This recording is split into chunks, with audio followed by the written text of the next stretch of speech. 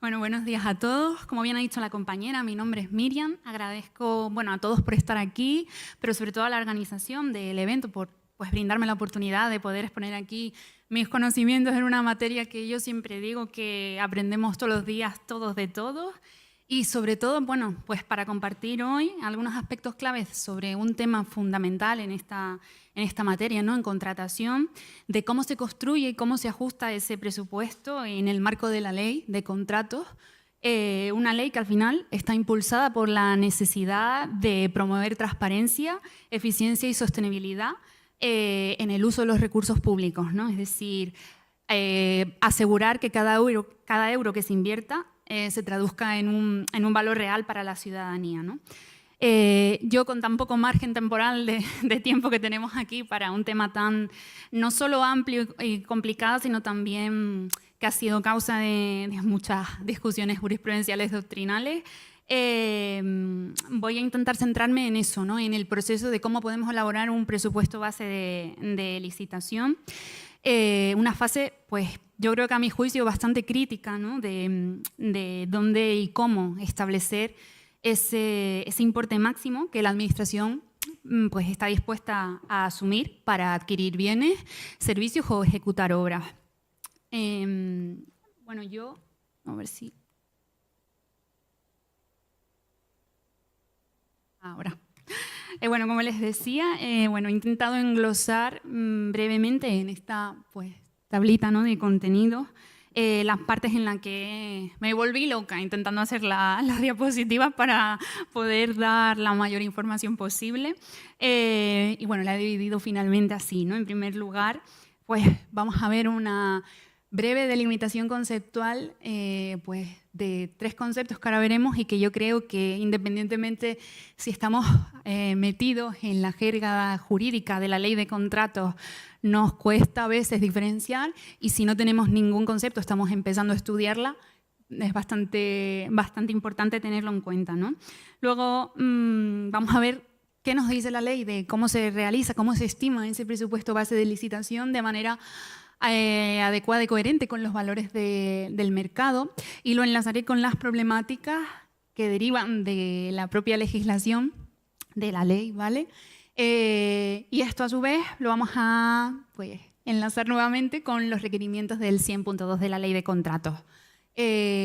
Luego, al final, a modo un poco de metodología práctica bastante sencilla y a mi juicio bastante escueta para los contratos que habitualmente nos solemos encontrar, vamos a ver cómo se calcula, ¿no? ese presupuesto base, el desglose de costes directos, indirectos, beneficio industrial en los contratos de servicios, que son esos en los que mayoritariamente, ¿no? El 75% de los contratos de servicios conllevan mano de obra. Entonces, el objetivo es poder entender mejor no solo el proceso teórico, ¿no? de la elaboración del presupuesto, sino también ver cómo tiene que ajustarse a los principios que transmite la ley, ¿no? de libre competencia y coherencia y sostenibilidad para el poco manual de instrucciones con el que contamos, como yo digo, ¿no? Entonces, a ver si esto me hace caso. Vale, como les decía, vamos a comenzar con una delimitación conceptual de tres conceptos que, como les decía, creo que es oportuno que nos detengamos brevemente. Son conceptos muy susceptibles de generar confusión. Como les decía, tanto si estamos familiarizados con la jerga de la ley como si no. Yo creo que independientemente de la capacidad de la que dispongamos, a veces nos confundimos, ¿no? Yo incluida. Entonces, presupuesto base de licitación, valor estimado del contrato y precio del contrato no... Se me fue. A ver. Vale. A ver, en primer lugar, el presupuesto base de licitación, ¿no? El artículo 100.1 de la ley de contratos lo define como ese límite máximo, ¿no? Ese techo de gasto que en virtud del cual en virtud del contrato puede comprometer el órgano de contratación, incluyendo siempre el impuesto, ¿no? El impuesto que corresponda.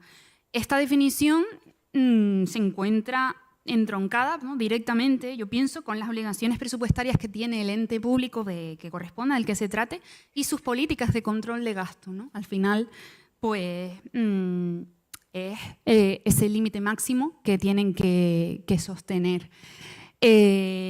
No define con mayor amplitud el artículo lo que es, pero, bueno, también podemos mencionar la directiva, ¿no?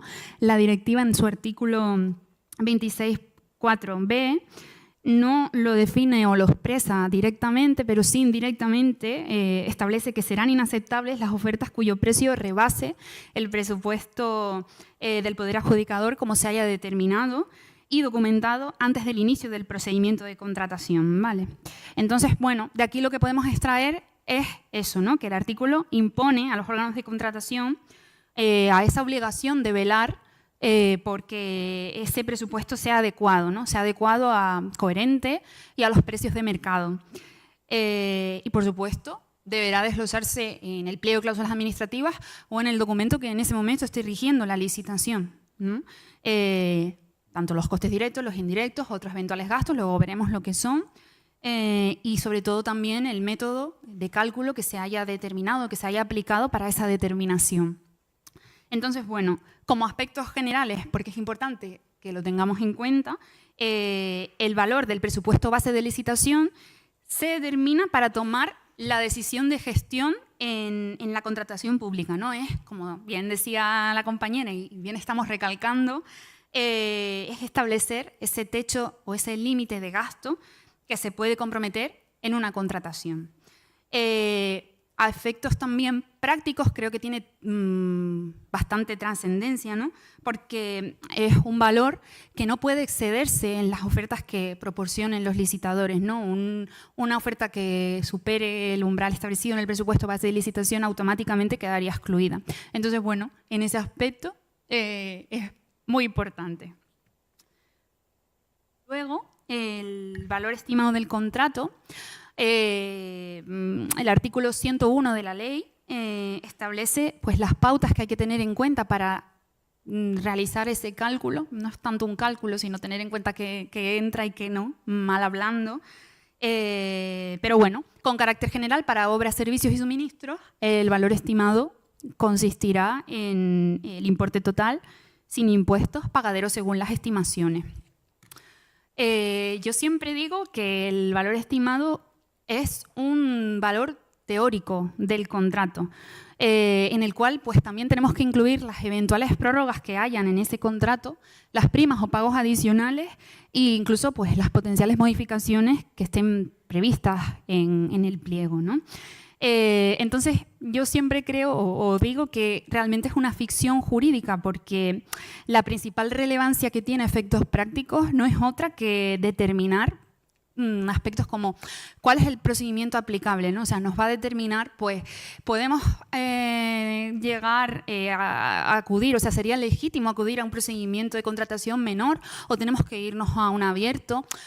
Si estamos en un abierto, podemos acudir a sus modalidades simplificadas o está sujeto a regulación armonizada o está incluso pues, sujeto a recurso especial en materia de contratación. Entonces, ¿el valor estimado? Sí, tiene un valor importante, un interés importante dentro, desde el punto de vista interior del órgano de contratación, ¿no? De la entidad, porque al final nos va a dar esas pautas y nos va a determinar qué procedimiento es aplicable y esto que tenemos que tener súper claro porque si no, de nada nos sirve lo que estamos haciendo.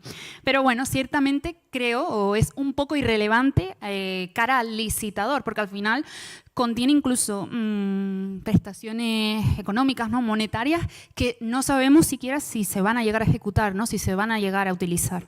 Entonces, bueno, tenerlo en cuenta. Y sobre todo diferenciarlo del presupuesto base. Y por último, el último concepto que quería que tuvieran claro es el precio del contrato, ¿no? El precio del contrato está regulado en el artículo 102 de la ley de contratos y el mismo artículo pues, establece que el precio vendrá determinado por la oferta económica más ventajosa, ¿no? Y va a consistir en ese importe final que se va a abonar al contratista, que resulta adjudicatario, en función de la prestación que haya ejecutado y sobre todo pues que se haya pactado, ¿no? El procedimiento de contratación, valoración de ofertas, etcétera, lo que se haya concretado, lo que se haya pactado, pues es lo que se va a abonar.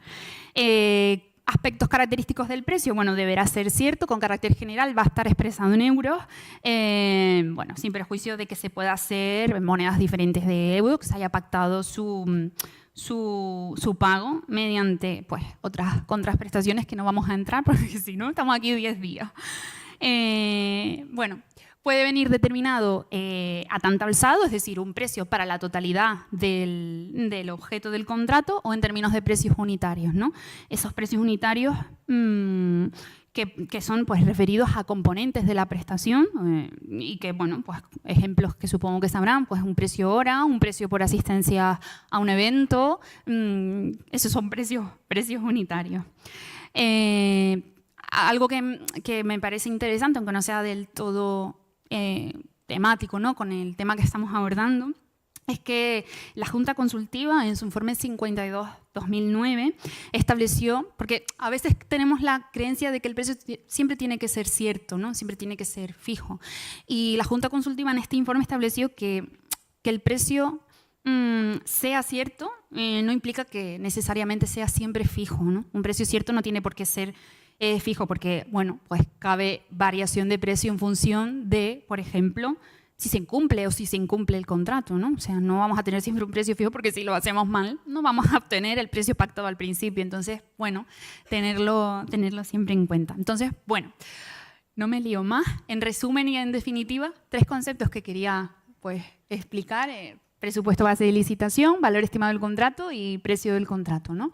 Del precio también, vuelvo a ser pesada, creo que es importante tenerlo en cuenta también a efectos de, como viene ahí, determinar la garantía definitiva, porque sin precio no podemos determinarla, y también la aplicación de penalidades por cumplimiento defectuoso del contrato. Entonces, es bastante relevante, pero bueno, como pueden ver son conceptos que a veces mezclamos, que a veces pensamos que es lo mismo y que hay que siempre, pues es muy importante hacer esa diferenciación conceptual. Entonces, teniendo eso en cuenta, ¿cómo debemos estimar el presupuesto base de licitación adecuadamente y que sea consistente con los valores del mercado o que en sí transmite la ley? Porque al final la ley lo que ha hecho ha sido lanzar este precepto sin ningún tipo de manual de instrucciones, es decir, lo regula, lo deja así y nos busquemos todos la vida, ¿no? Entonces, digo esto porque al final, quizás me meto donde no me llama, pero el 99% del personal que bueno, nos dedicamos a esto, no tenemos las competencias profesionales adecuadas para poder hacer lo que el artículo 100.2 de la ley nos exige, ¿no? No tenemos conocimientos en economía, en contabilidad analítica, no tenemos, ni los tenemos ni tenemos por qué, porque al final tenemos mayoritariamente un perfil jurídico, ¿no? Entonces, bueno, a falta de instrucciones, ¿qué es lo que tenemos que hacer?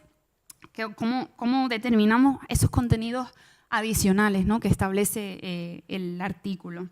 Esto lo quiero pues, unir directamente con enormes problemáticas que derivan de la propia legislación, ¿no? Estos problemas podemos partir de que en principio y en final también la ley no define lo que es un coste. La ley no define lo que es el coste del contrato público. La ley no lo define. Te lo exige que lo establezcas, que lo desgloses, que lo justifiques, pero no lo define. Tampoco define lo que es precio del mercado. Son cuestiones que a mi juicio pues, deberían estar muy claras. Quizás ya no dentro de la propia ley, porque si no sería más extensa, complicada y tediosa de lo que ya es, pero bueno, quizás sí, con normativa reglamentaria de desarrollo deberían de actuar, porque si no, pues nos encontramos con lo que estamos haciendo, entiendo, mayoritariamente todos, que son los órganos de contratación quienes tienen que definir y decidir qué se entiende por coste, qué se entiende por precio de mercado adecuado, ¿no? Entonces, bueno, teniendo esto claro, lo que sí sabemos es que pues, la ley nos exige que hagamos esa evaluación del presupuesto base, ¿no? Hacer el desglose de los costes y sin nosotros tener claro ni saber qué costes tenemos que desglosar, qué es un coste y cuál es la normativa, las reglas de contabilidad analítica que tenemos que aplicar, ¿no?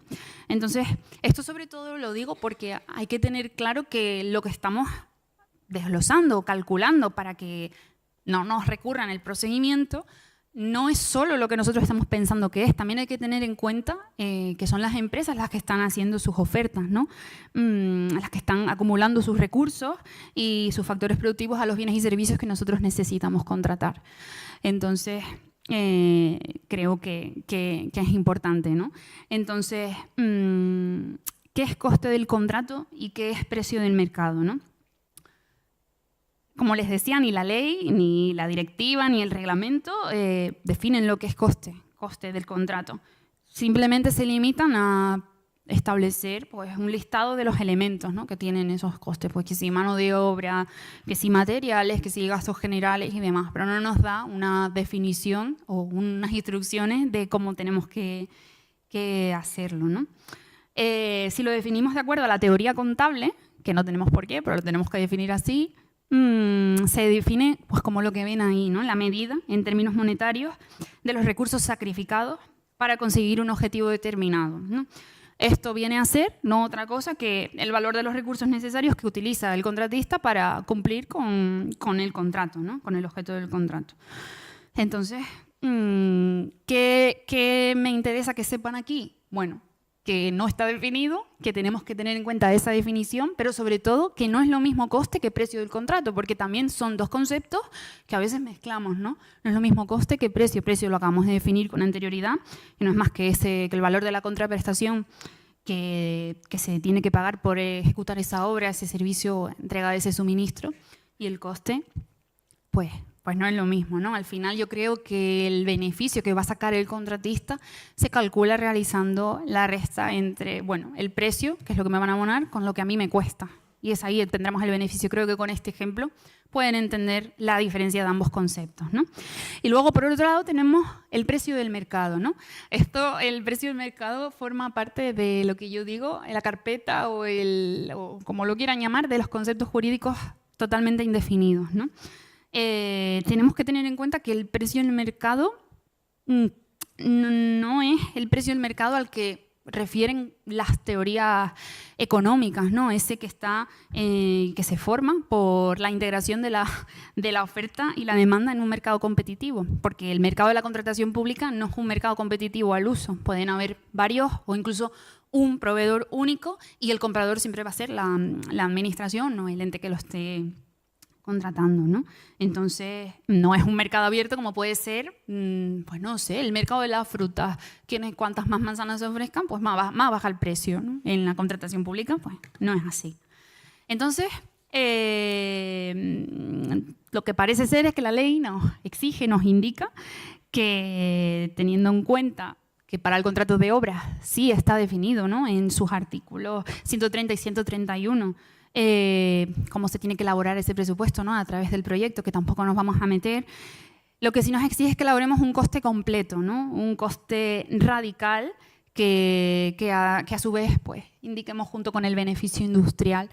Y otro elemento es el IVA, ¿no? O sea, el impuesto. Pero bueno, tampoco me he metido en eso porque al final el IVA es de Hacienda y ahí no hay otra que calcular el porcentaje con que resulte en nuestro caso el IGI y ya está. Ahí no tenemos mucho más que hacer. Bueno, esto es lo que les acabo de comentar, ¿vale? Es más o menos eso, ¿no? Entonces, bueno, teniéndolo en cuenta, ¿cómo abordamos los requerimientos, ¿no? Del artículo 100 de la ley? ¿A qué se está refiriendo, ¿no? En primer lugar, pues tenemos los costes directos. Los costes directos son aquellos que están pues, directamente relacionados con la prestación del servicio, entrega del suministro o ejecución de la obra. Básicamente por lo que nos pagan, por el resultado final. Dentro de estos costes directos podemos distinguir por ejemplo, pues eso, ¿no? Los materiales que vayamos a emplear, a utilizar, los medios, las herramientas, los fungibles, los gastos que intervengan y, por supuesto, que no nos podemos olvidar y que luego veremos con mayor profundidad, el coste de la mano de obra, ¿no? De los salarios que intervengan, como les decía al principio, especialmente en los contratos de servicios, donde pues, más del 75% es coste de mano de obra. Tengamos en cuenta que un trabajador, ¿no? Un asalariado, conlleva, que se dice fácil, otros costes, como pueden ser pues, seguridad social, complementos de antigüedad, yo qué sé, incapacidades temporales que pueda tener, indemnizaciones, etcétera, ¿no? Luego, costes indirectos. Los costes indirectos son aquellos que no forman parte estrictamente del objeto del contrato, pero sí de la estructura, ¿no? Que dé soporte a esa actividad, a ese objeto, ¿no? Para poder ejecutar el contrato. O sea, no se pueden atribuir directamente a una actividad en concreta, pero son necesarios para que esa actividad se lleve a ejecutar, ¿no? Pues yo qué sé, pues a una empresa que tenga un departamento de administración, que tenga que tener pues, un personal ahí contratado para que lleve a cabo las nóminas, o sea, todo lo que no vemos de una empresa y que tiene que estar siempre, ¿no? Para poder llevar a cabo. Luego tenemos vale, el beneficio industrial, que es aquella parte del precio final, claro, que se corresponde con el beneficio o la ganancia que va a percibir el empresario, ¿no? Esa ganancia económica que obtiene el contratista por la prestación de servicio y suministro de obras a la administración, como un incentivo que va a recibir por el hecho de ejecutarla. Y luego otro aspecto que dice la ley son esos otros eventuales gastos que, bueno, pues no están previstos como una partida fija porque, bueno, pueden estar o no y derivan pues, en eso, ¿no? En esos gastos extraordinarios que pueden surgir durante la vida, ¿no? Del contrato, durante la ejecución y, bueno, que se pueden tener en cuenta para que la partida presupuestaria que se esté utilizando cubra esas situaciones imprevistas, ¿no? Que sé, en una obra, climatología, para poder tener bombas de agua, es que no sé, se me ocurren 1000, pero bueno, tenerlo en cuenta, ¿no? Entonces, bueno, definiendo esto, que es lo que tenemos que hacer, ¿no? Que nos exige la ley, ¿cómo lo abordamos, ¿no? ¿Cómo abordamos los requerimientos de artículo? Vale. Entonces, bueno, el Tribunal Administrativo Central de Recursos Contractuales, yo creo que también un poco presionado por determinadas entidades públicas de mayor o menor peso o importancia, como lo queramos decir, se han encontrado con pues, este problema, ¿no? Este problema de intentar abordar esta situación, ¿no? Porque al final, como les decía antes, la ley se ha dedicado a pues, lanzar este precepto sin instrucciones y sin estructura, ¿no? Para poder gestionar este tema. Entonces, bueno, el tribunal tiene ya muchísimos pronunciamientos y sobre todo, pues, ha consolidado su doctrina y ha establecido que el desglose de costes que acabamos de ver, todo el tema de la desagregación por género, queda únicamente exigido, ¿no? Para determinados contratos muy específicos que son los de servicios. Entonces ya, diciendo esto, se quita del medio, por supuesto, las obras que tienen su propia método, ¿no? Su método de cálculo y su proyecto y su regulación determinada, pero también aquí se quita del medio a los suministros, ¿no? No entran más, simplemente se limita a hacer esto y eso que puede ser exigible para determinados contratos de servicios.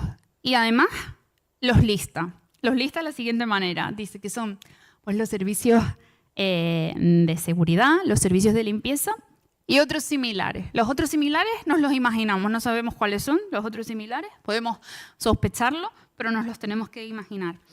Es curioso porque al final este tribunal se ha dedicado a romper con la estructura de la división de poderes, es decir, ha legislado, cuando lo único que tiene que hacer es interpretar, pero bueno, ha legislado y cuando realmente pues, no le corresponde, ¿no?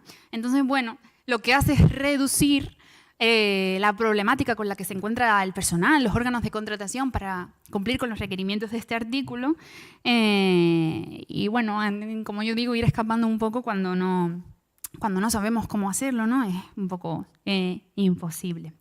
Entonces, he puesto aquí algunas pues, resoluciones, ¿no? del tribunal y he marcado lo que acabo yo de decirles. Al final, pues, lo limita, ¿no? Lo reduce a este tipo de contratos y los otros semejantes no los imaginamos. ¿Ves?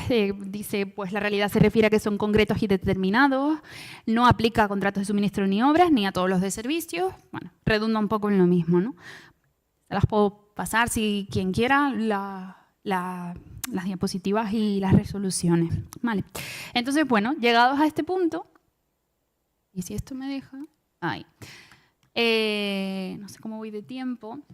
Voy a intentar, de manera súper sencilla, súper breve, cómo podemos realizar ese desglose de costes del presupuesto base en un contrato de servicios de limpieza donde hay personal, ¿no?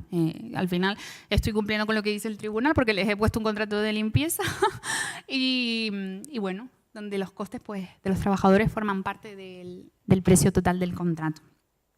Entonces, bueno, vamos a verlo de tal manera que vayamos estructurando en nuestra mente los pasos a seguir. Yo creo que la metodología es muy práctica, es muy sencillo. Se encontrarán en la vida, ¿no? En la vida real, en la práctica, que coincida, que surjan cosas que no veamos aquí.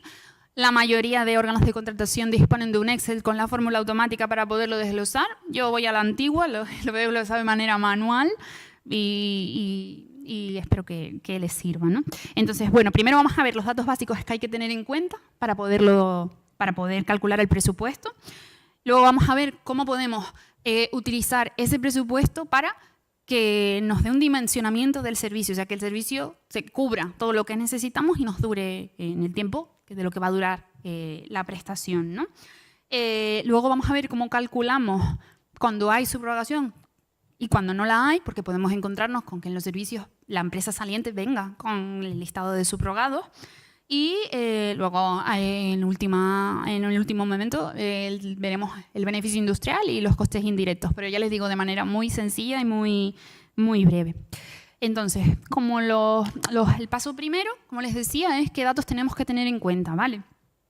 Lo más importante siempre va a ser el convenio colectivo, ¿vale? Sobre todo en cuanto a reglas de lo que ven en pantalla, ¿no? Jornadas, descansos, tablas salariales, otro tipo de retribuciones que luego veremos, pero es lo más importante, ¿vale? Luego también pues, necesitaremos saber los centros de trabajo y luego, por supuesto, las fechas en las que se va a ejecutar esa prestación del servicio. Entonces, en primer lugar, el convenio colectivo.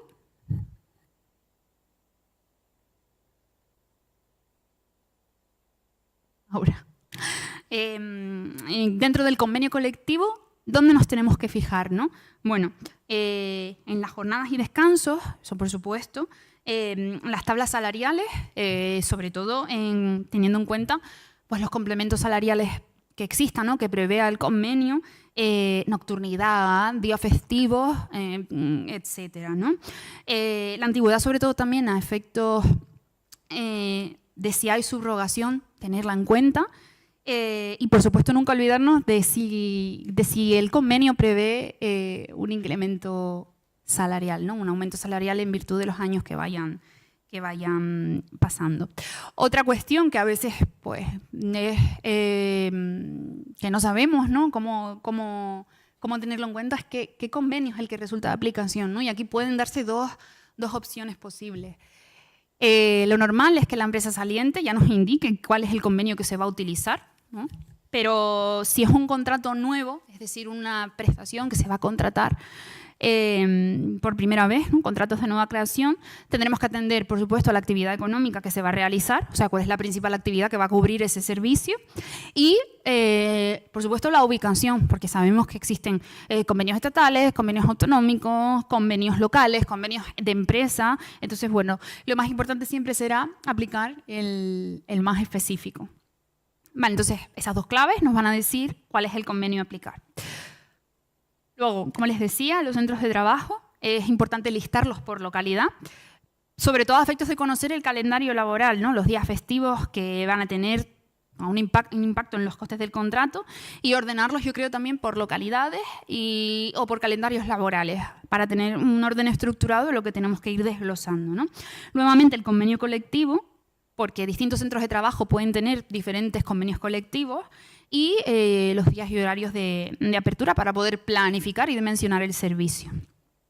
Y luego, en último lugar, como les decía,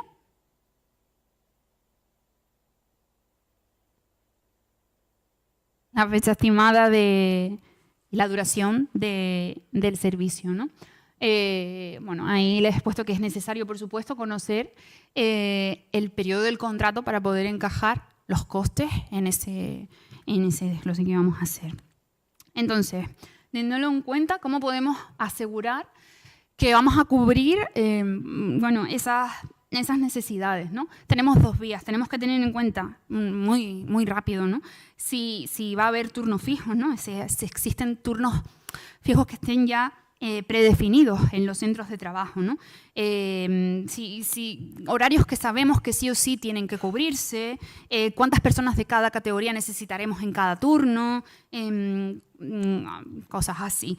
Y luego otra vía en la que dejamos pues, más libertad al contratista a la hora de hacer los cuadrantes, cuando no hay, ¿no? Cuando no hay turnos fijos, entonces nosotros simplemente lo que vamos a decir este es el servicio que necesitamos, entonces planifica el número de horas adaptado al importe, entonces le dejamos eso, pues, más libertad. Entonces, vayamos por una vía o por otra, que lo he explicado muy brevemente, el final siempre va a ser el mismo. Tenemos que tener esa especie de planificación previa para poder nosotros hacer esa estimación y cubrir las necesidades que va a tener ese servicio. Y aquí es súper importante tener en cuenta, porque yo lo hago, que si el contrato no es nuevo, sino que estamos sacando pliegos de otros contratos anteriores, cuidado con los copia y pega, porque bueno, en función de los años, pues el contrato puede haber variado, pueden haber más centros de trabajo, pueden haber modificaciones que además, no solo porque sean nuevas, sino porque es que van a influir en el coste, o sea, no va a ser real lo que estamos poniendo. Entonces, bueno, cuidado con los copia y pega, que aquí sé que lo hacemos todos. Vale, vamos al paso número 3, es decir, cómo vamos a calcular esos costes salariales, en este caso cuando cuando no hay subrogación. Es muy sencillo, luego veremos que cuando sí hay subrogación se complica un poquito más, tampoco demasiado, es simplemente tener en cuenta el listado, ahora lo veremos. Pero bueno, cuando no hay subrogación, lo único que tenemos que hacer es ver el número de horas por categoría y multiplicarlo por el salario por hora, ¿no? Que lo vamos a calcular a partir de los datos que nos brinde el convenio colectivo que sea de aplicación. Aquí lo más importante es separar pues, las horas festivas, las horas de nocturnidad y todo este tipo de especialidades que van a influir que el salario aumente o baje, ¿no? Independientemente de la categoría profesional que tengamos. Sabemos que las horas nocturnas se pagan de una forma, las festividades también se pagan de otra forma, entonces tenerlo en cuenta, ¿vale? Entonces, esta es la importancia también arraigado con la planificación previa que antes comenté y también tener en cuenta que hay que sumarle o añadirle el coste de la seguridad social que corresponda, que normalmente en contratos donde hay un intensivo de personal, pues es ese porcentaje, el 34%, pero bueno, que yo tampoco soy especialista en seguridad social ni nada de eso, como dijimos al principio.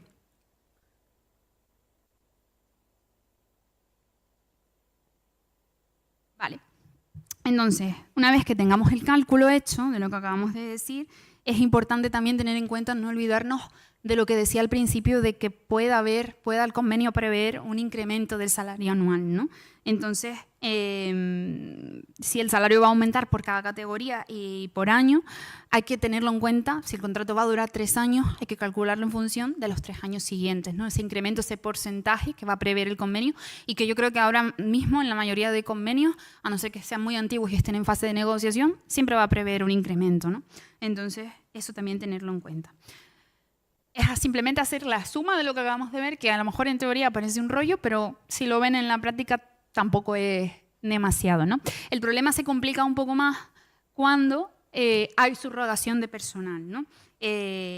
Algunas cosas de las que acabamos de ver aplican exactamente igual, pero bueno, lo primero si hay subrogación, lo primero que vamos a tener en cuenta es, por supuesto, las particularidades de cada trabajador subrogado, porque sabemos que tienen que volver al nuevo contrato, mal hablando, con las mismas condiciones. Todas, absolutamente todas.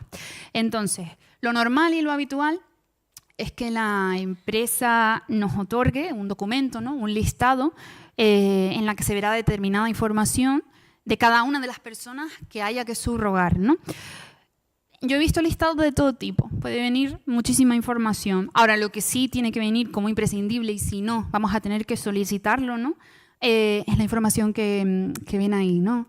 Por persona, por trabajador, el convenio que le aplica, la categoría de retribución, la jornada, que puede venir, pues, yo qué sé, de manera semanal o incluso puede venir en porcentaje. La fecha de antigüedad de esa persona, sobre todo porque hay convenios que prevén pluses por antigüedad y eso también hay que tenerlo en cuenta. El tipo de contrato, sobre todo para la seguridad social y la cuota que le aplicamos. Y luego hay veces que yo lo he visto, que determinados trabajadores vienen con pluses, pero pactados de manera privada con la empresa, es decir, que no son pluses que estén previstos en el convenio, pero que sí lo han pactado de manera privada, son complementos o pluses salariales, y eso también tenemos que tenerlo en cuenta y mantenerlo. Por lo tanto, si esta información no viene en el listado que nos van a aportar, tenemos que solicitarla, pues es imposible realizar un cálculo de los costes sin esta información, ¿vale? Entonces, ya una vez que tengamos nuestro listado, ¿no? Nuestras tablas salariales para cada año del contrato, en caso de que el contrato dure más de un año, del que esté en curso, ¿no? Tengamos también los complementos, los pluses del convenio y tengamos nuestro listado limpito de cada trabajador subrogado, tendremos que calcular eso, ¿no? Para cada trabajador subrogado, en primer lugar, el salario según la jornada que tenga, ¿no? Simplemente teniendo en cuenta el porcentaje que venga informado de ese trabajador, en concreto de ese, ¿no? Porque estamos ficticiamente calculando uno, pero de todos, ¿no? De todos los trabajadores que vengan en ese listado, iremos haciendo simplemente una regla de 3 y ya podemos sacar pues, ese importe salarial, ¿no? Aquí lo que sí quiero dejar claro, y no lo dije antes, es que hay veces que, pues eso, porque hay convenios en negociación, convenios que están pues, pactándose condiciones y demás, hay veces que si hacemos este desglose de costes, de cálculos, no llegamos al salario mínimo interprofesional que esté en vigor en ese momento, ¿no? Entonces, si no llegamos, tenemos que llegar. O sea, si nos sale menos que el salario mínimo y no lo aplicamos, el pliego, o sea, no sirve, nos lo pueden recurrir. Entonces, independientemente de que lo que calculemos no llegue al salario mínimo que esté en vigor en curso, ¿no? En ese momento, tenemos que hacer que llegue, tenemos que poner ese de más. Luego, tenemos que calcular los complementos de antigüedad. Nos lo va a dar el convenio, esto tampoco es una información que tengamos nosotros que indagar demasiado, aparte del convenio también en el listado que comentamos antes.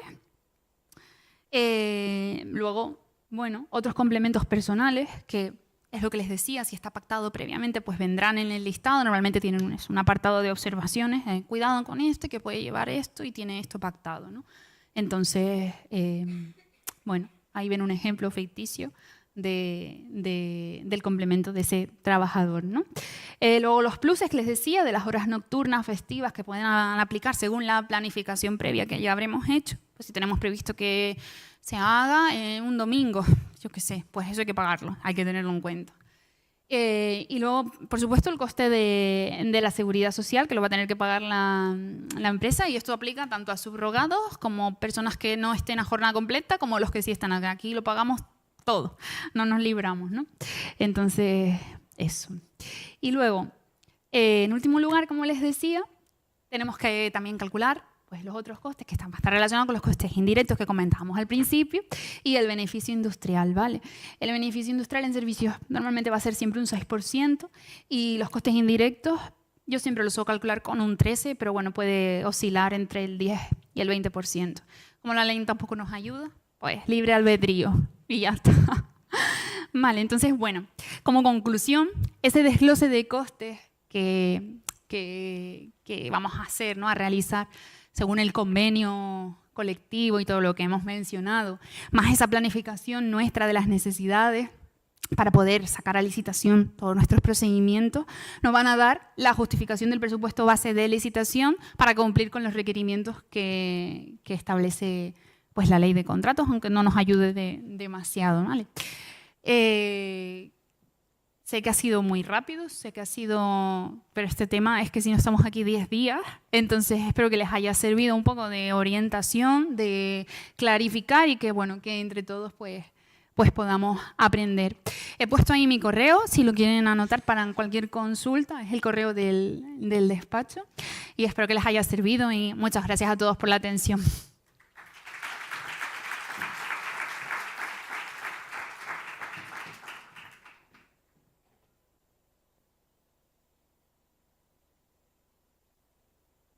Bueno, en realidad hemos ido... muchas gracias por la intervención, por la concreción y por resumir un tema tan complejo. Hemos logrado sacar algunos minutitos y he visto a la gente especialmente haciendo fotografías de tu presentación. Así que estoy seguro de que habrá alguna pregunta también que esto, porque de hecho es uno de los temas que más preguntas trae al propio observatorio, ¿no? Porque no hay respuesta. Vale. Entonces, si hay alguna pregunta, este es el momento, ¿no? A ver si logramos resolver esta o si les surge después, tienen ahí mi email, cualquier cosa. Mira, hay un micro por ahí, por favor.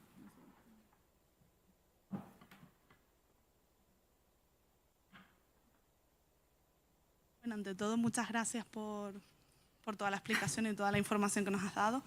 Creo que este es uno de los grandes escollos que tenemos a la hora de preparar las licitaciones. Nosotros somos una entidad pública, no somos ayuntamiento ni área de cabildo, pero bueno, teníamos dos preguntitas, a ver si nos podías orientar. Vamos a ver. La primera era ver si podíamos recurrir, que ya alguna vez lo hemos hecho, a la central de balances del Banco de España como parámetros objetivos. Al método de ratios y demás. Sí. Entiendo que no me quería meter tampoco en eso, porque ya les digo, es que este tema es demasiado amplio.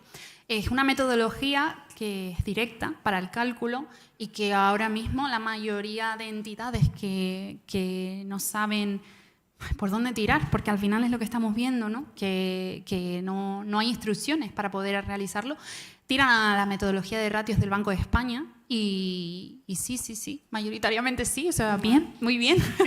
Sí, lo intentamos hacer con los recursos que tenemos, pero hemos intentado, de todas maneras contamos con asesoramiento especializado para ello. Eso es. Y en relación con esa pregunta, bajo tu experiencia y demás, ¿qué perfil dentro de la administración pública tiene la capacidad de llegar a resolver realmente técnicamente esta cuestión? Porque muchas veces nosotros en la parte de juristas inciden y nosotros no tenemos los conocimientos técnicos para llegar a ese resultado. Sí la orientación, pero no cómo aplicar. Sí, totalmente. Bueno, la pregunta también se puede resolver con otra pregunta, es decir, yo no estoy capacitada para elaborar un pliego de prescripciones técnicas. Entonces, ¿cuál es el perfil adecuado para elaborar un pliego de prescripciones técnicas? Bien hecho, ¿no? Formal, jurídicamente correcto, que no preste pues, confusión al licitador que se quiera presentar. O sea, creo que si en la administración hay determinados perfiles para realizar, por ejemplo, ¿no? Ese tema de los pliegos de prescripciones técnicas, ingenieros, especializados y demás, ¿por qué no invertir en perfiles economistas, contabilidad analítica, ¿no? Es que yo no hablo de mí, pero sé que quizás hablé por parte de todos. Muy fácil y muy bonito lo que yo acabo de hacer. Ahora, necesitamos un perfil, pues, yo qué sé, también laboralista, ¿no? Que nos ayude a calcular esos porcentajes de seguridad social, del personal laboral y demás. Contables, economistas, o sea, yo sé y parto de la base de que para la administración lo que no es obligatorio no existe, ¿no? No hay obligatoriedad de tienes que contratar esto para hacer esto y al final si reducen costes mejor. Ahora yo considero que una buena iniciativa a nivel nacional, por supuesto, a nivel incluso europeo, sería que cada departamento de contratación, esos gestores, esas personas que están en algo pues, tan importante como es la contratación, que al final mueven un porcentaje muy alto y muy elevado del Producto Interior Bruto, ¿por qué no invertir en estos perfiles, ¿no? Estos economistas, estos contables, esto que nos den a nosotros la parte de letras, esto realizado, ¿no? Porque al final es la única forma de que quede bien hecho, de que sea justo para las empresas, de que si la ley lo que está diciendo es tienes que ser eficiente, sostenible y transparente, ¿Cómo es posible que esto ocurra, ¿no? Que se deje tanto al libre albedrío y que sea el tribunal quien haya legislado? Totalmente. Pero bueno, es mi opinión. No sé si te ha ayudado, pero... No, muchísimo, porque Ya. es lo que nosotros también Sí. buscamos o pedimos, y que al final contratación tiene que ser un departamento muy Eso es, multidisciplinar, perdón, y transversal también. por Entonces, supuesto. No, muchas gracias. muchas gracias. Bueno, la verdad que yo te agradezco además, Miriam, la claridad y abrirte aquí también en canal, ¿no? Y mostrar tu opinión tan franca, Sí. porque sí, a veces Es que a mí me necesaria. encanta esto, entonces yo me abro siempre. Muchas gracias. ¿Alguna otra? Mira, hay otra persona por ahí, compañeros. Bueno, muchas gracias por la presentación. En cuanto al cálculo de los gastos de personal que comentaba, recurriendo al convenio, si por ejemplo el convenio se encuentra en una situación de que el anexo de las tablas salariales, ¿no?, en previsión del año siguiente ya no está, ¿qué cálculo recomendarías? Por ejemplo, muchas veces se plantea la proyección de la inflación con respecto al año en curso, aunque pueda aumentar no significativamente, aplicándolo a la tabla salarial del año en el que se elabora el contrato. Gracias. Nada, a ver, yo lo que cuando han ocurrido esas cosas, porque lamentablemente pasan, y además los convenios colectivos son una rama que está en constantemente negociación, mejorías y demás, el salario mínimo todos los años cambia, fluctúa, ¿no? Al final el mercado está siempre fluctuando.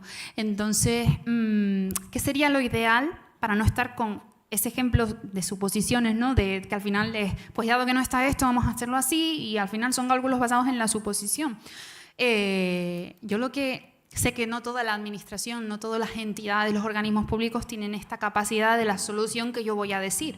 Pero lo normal sería recurrir a una consultoría, una empresa especializada, bueno, pues que nos dé, de hecho yo he tenido la suerte, ¿no?, de trabajar en entidades que, pues, que llevan a cabo, tienen esa capacidad de soportar ese gasto, esa inversión, y son, bueno, pues empresas consultoras donde nos hacen una elaboración, un folletito, un tal, pues por trabajo, ¿no? Por, pues yo qué sé, mercado, banca, limpieza, personal, antigüedad, entonces te va desglosando por trabajador, por tipo de trabajo, por jornada, por antigüedad y por comunidad autónoma.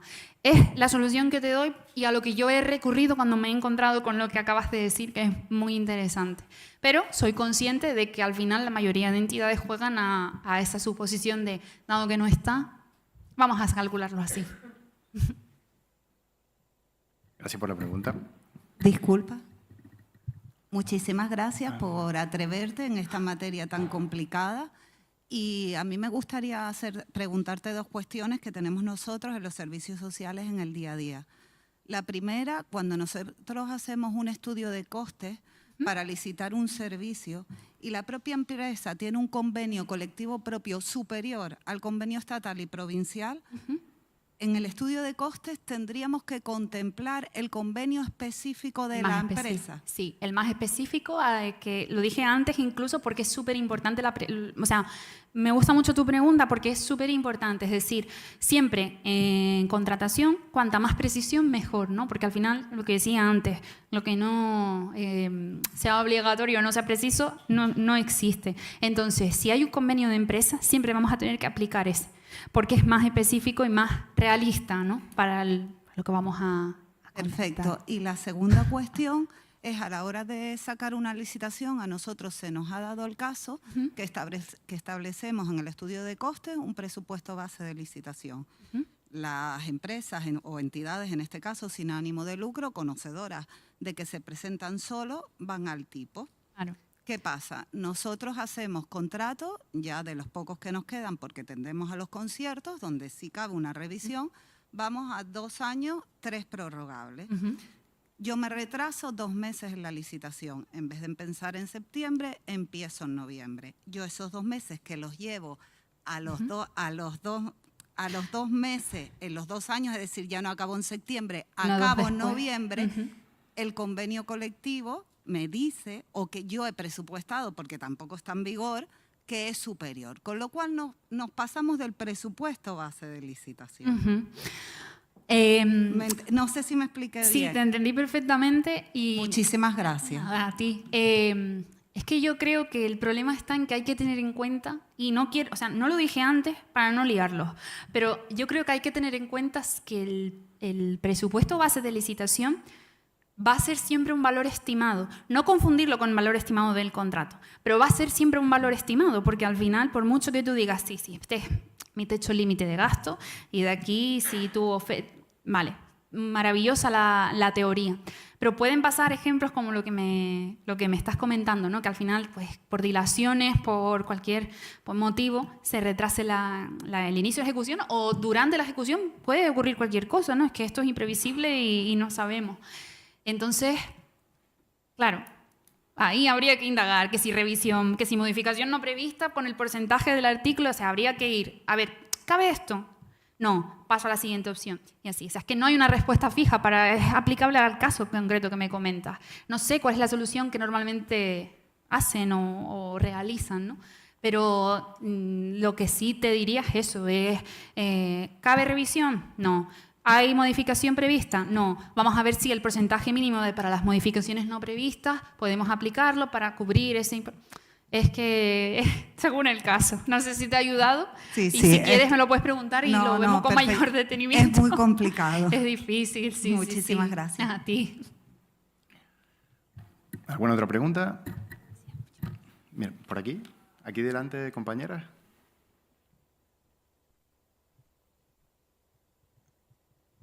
Decía Miriam que es un tema que es uno de los que más consultas. Igual lo que te voy a recibimos, plantear no está estrictamente relacionado con lo que has presentado, pero igual yo creo que nos puede ayudar. Es el asunto de la subrogación. En el campo de las empresas de inserción, que sabes que fundamentalmente están discriminadas por la disposición adicional cuarta, para que las licitaciones puedan ser reservadas, ayuntamientos, cabildos y administraciones se encuentran con la dificultad de que cuando quieren sacar este tipo de licitaciones, pues en muchos casos son actividades muy intensivas de mano de obra y obliga a la subrogación, ¿no? Y eso limita que este tipo de empresas pues, puedan acceder, ¿no? ¿Se te ocurre alguna alternativa, alguna vía que dentro de la especificidad de este tipo de empresas de inserción no sea obligatorio la subrogación? Es que saltarte. La pregunta No es sé. densa, ¿eh? Saltarte. O sea, tendría que pensarla, ¿eh? Quizás indagándolo en casa yo tranquila y demás. Porque sabemos que al final la subrogación es la subrogación y demás. Pero me lo voy a plantear. No sabría qué decirte ahora mismo. Alguna vía. No lo sé. Es muy interesante. Lo siento, pero ahora mismo tendría que pensarlo. Pero muchas gracias. Sí, gracias. Bueno, sí, qué complejidad.